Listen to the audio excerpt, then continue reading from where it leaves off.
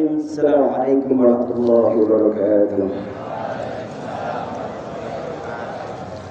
Alhamdulillahilladzi arsala rasulahu bil huda wa dinil haqq liyudhhirahu 'ala ad-dini kullihi wa kafa billahi shahida. Asyhadu an la ilaha illallah al-malikul a'la wa asyhadu anna sayyidina maulana Muhammadan 'abduhu wa rasuluhu arsalahu bashiran wa nadhiran wa da'iyan ila bihi sirajan munira. Amma ba'du, faqala ta'ala a'udzu billahi minasy syaithanir rajim. Bismillahirrahmanirrahim. Wa ma arsalnaka illa rahmatan lil alamin. Tidaklah kami utus engkau ya Rasulullah kecuali sebagai rahmat bagi semesta alam. Wa qala aidan ya ayyuhalladzina amanu la yaskhar qaumun min qaum. Wahai sekalian orang beriman, jangan ada di antara kalian yang menghina, melecehkan, merendahkan kaum kepada kaum yang lain. Al-ayat wa qala sallallahu alaihi wasallam ar-rahimuna yarhamuhumur rahman. Yang berkasih sayang akan disayang oleh Sang Maha Penyayang. Irhamu man fil ardi yarhamkum man fis sama. Sayangi yang di bumi, disayang di langit akan menyayangi kalian. Kama qala sallallahu alaihi wa sallam rasuluhu al-habibul karim dzakir syahidin syakirin walhamdulillahi rabbil alamin. Bapak Kepala Sekolah, Bapak Ahmad Safari SPDMSI, Ibu-ibu para wakil kepala sekolah, Bapak Kasubag TU, Bapak Ibu Dewan Guru dan karyawan di Semangat Limpatan Jakarta, tidak lupa anak-anakku sayang yang ganteng-ganteng, cantik-cantik, soleh-solehah. Amin ya Allah rabbal alamin. Hari ini patut berbangga dan kita apresiasi karena jalannya upacara cukup tertib. Teman-teman luar biasa, sudah sangat mematuhi aturan dan keep silent-nya sudah sangat bagus. Boleh tepuk tangan untuk kita semua, boleh? Benar.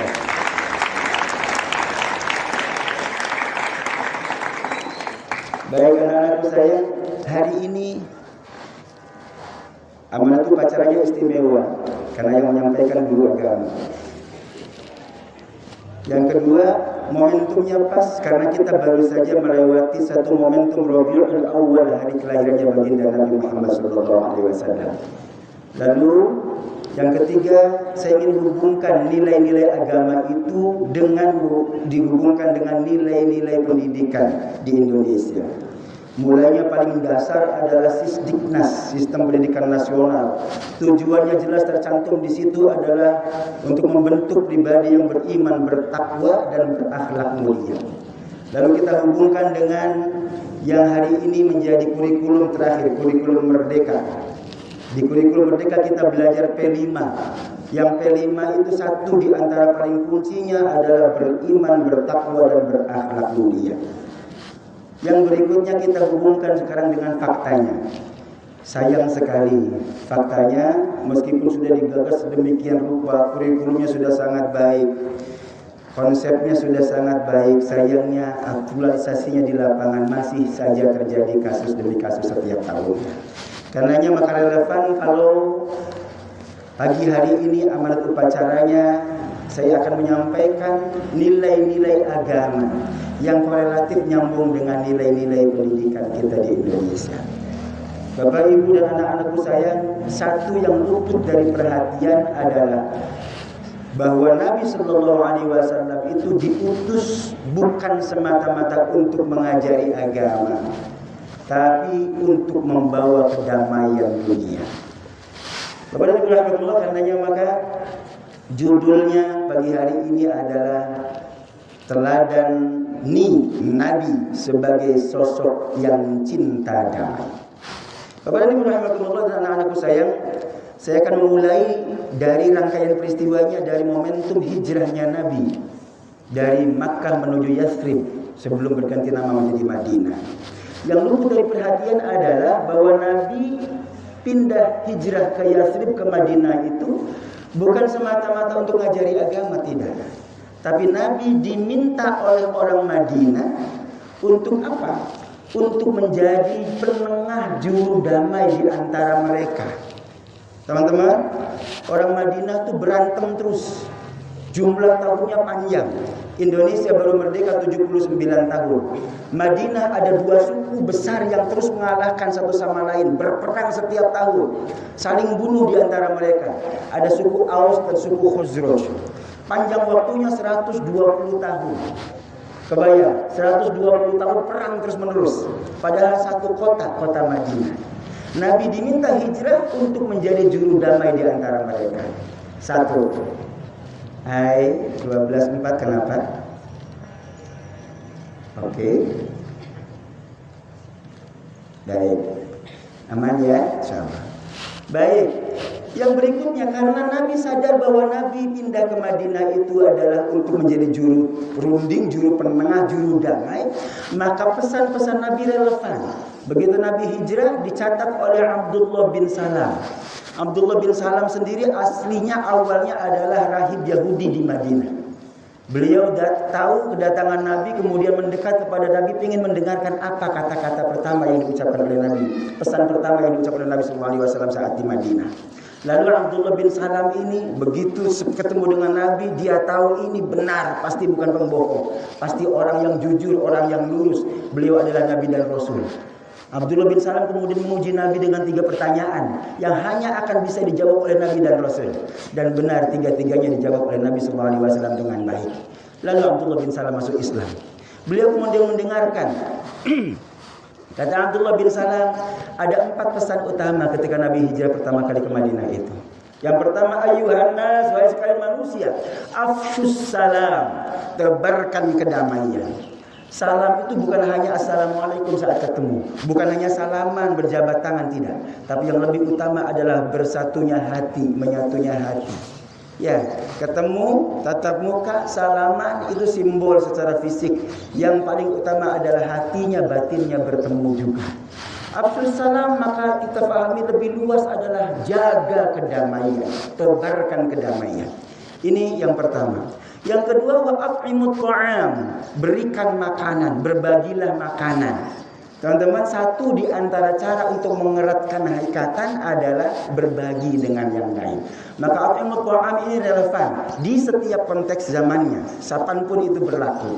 Apalagi di masa itu Nabi dan para sahabat baru hijrah dari Makkah ke Madinah. Banyak orang Makkah itu kaya di Makkahnya, tapi dia tidak bisa bawa kekayaannya sampai ke Madinah. Sampai di Madinah dia menjadi orang biasa. Maka at'imut ta'am, masyarakat Madinah diminta untuk berbagi dengan saudaranya yang baru hijrah dari Makkah. 2. Yang ketiga, wasilu al-arham, sambunglah tali silaturahim. Teman-teman, ini pentingnya. Sambung tali silaturahim menyatukan bukan hanya kasih sayang, tapi menganggap orang lain sebagai saudara sekandung. Ada silaturahmi, ada silaturahim. Kalau silaturahmi, rahmah artinya kasih sayang. Bagus. Artinya kita menyambung tali kasih sayang dengan orang lain. Tapi yang lebih dahsyat lagi, lebih tinggi lagi nilainya adalah silaturahimi. Silaturahim artinya adalah menyambung peranakan.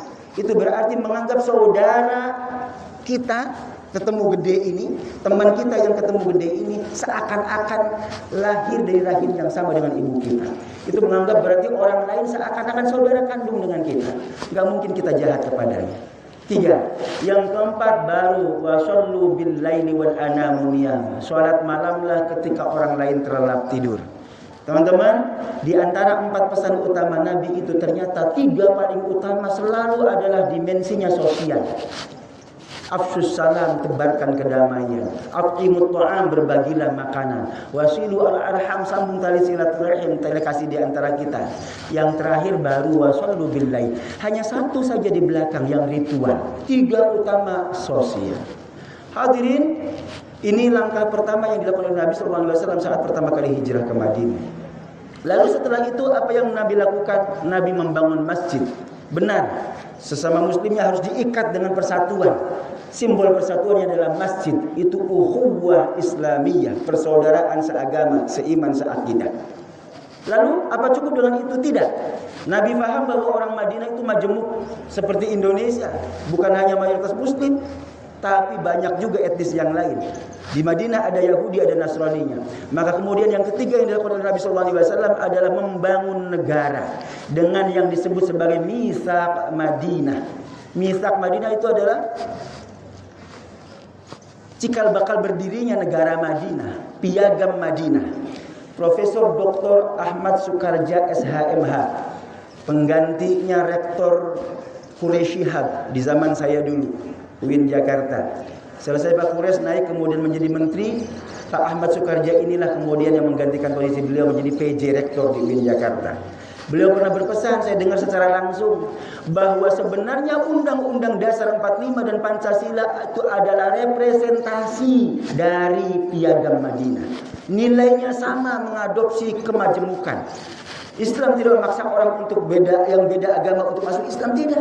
Kita mengakui eksistensi yang ada, dan itulah sebabnya maka Indonesia sejak awal berdiri sudah mendeklarasi Bhinneka Tunggal Ika. Kita memang berbeda tapi satu kesatuan NKRI.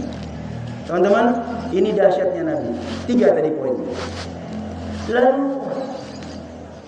teman-teman, panjang ceritanya. Ada satu poin utama. Karena Nabi adalah juru damai, maka benar Nabi sudah melakukan tindakan yang nyata. Pesan utamanya tadi sudah jelas. Kemudian membangun persatuan dengan sesama muslimnya, dengan ukhuwah Islamiyah. Yang ketiganya adalah membangun persatuan sebagai bangsa negara menjadi ukhuwah waqoniyah, persaudaraan sebangsa setanah air. Hadirin, anak-anakku sayang, sekarang mari kita adopsi nilai-nilai ini, nilai-nilai agama yang dicontohkan oleh Nabi SAW itu untuk kita semua yang hari ini hidup di zaman modern ini. Teman-temanku sayang, nilai-nilai agamanya segitu gamblang mengajarkan kita untuk menjadi cinta damai, orang yang cinta damai. Nilai-nilai pendidikannya begitu gamblang, menyatakan tegas bahwa tujuan pendidikan Indonesia adalah beriman, bertakwa, berakhlak mulia. Cuma sayang faktanya hari ini, setiap angkatan masih selalu ada kasus-kasus oknum di antara kalian yang tidak menunjukkan bahwa dia adalah orang yang cinta damai. Maka mari hari kita korupsi. Hari ini mari kita bersama korupsi. Koreksi bersama. Jangan sampai itu terulang. Karena itu sebenarnya adalah melanggar nilai-nilai agama sekaligus melanggar nilai-nilai kebangsaan juga. Kita haruslah menjadi pribadi yang cinta damai, sebab Nabi kita Nabiyur Rahmah. Wa ma arsalnaka illa rahmatan lil alamin. Tidak kami utus engkau kecuali untuk menjadi rahmat untuk semesta alam. Satu, itu Al-Qur'annya. Yang kedua, hadisnya. Nabi mengatakan Ar-Rahimun yarhamuhumur Rahman. Yang berkasih sayang akan disayang oleh Sang Maha Penyayang. Irhamu ma fil ard yarhamkum ma fis sama. Kalau pengen disayang oleh yang di langit, Allah Subhanahu wa taala, maka sayangi yang di bumi. Yuk kita jaga kedamaian di antara kita. Jangan sampai ada lagi kasus-kasus kecil membuli temannya. Nauzubillah. Ayat Al-Qur'an surah Al-Hujurat surah ke-49 ayat 11 tegas Allah menyatakan, ya ayyuhalladzina amanu la yaskhar qaumun min qaum. Jangan ada di antara kalian yang menghina, melecehkan, merendahkan satu di antara yang lainnya. Hai, kalau kita melanggar larangan itu berarti sesungguhnya kita tidak amanu. Panggilan ayat awal ya ayyuhalladzina amanu itu punya makna kontradiktifnya, punya makna istilahnya mafhum mukhalafahnya. Hai orang beriman, kalau kamu taati perintah ini maka berarti kamu benar beriman. Kalau kamu hindari larangan ini maka kamu benar beriman. Sebaliknya kalau kamu malah tidak bisa melaksanakan perintah atau tidak mau menghindari larangan yang disebutkan setelahnya, berarti sesungguhnya kita belum beriman. Teman-temanku sayang, anak-anakku sayang, yuk jaga nilai-nilai agama dan nilai-nilai kebangsaan ini.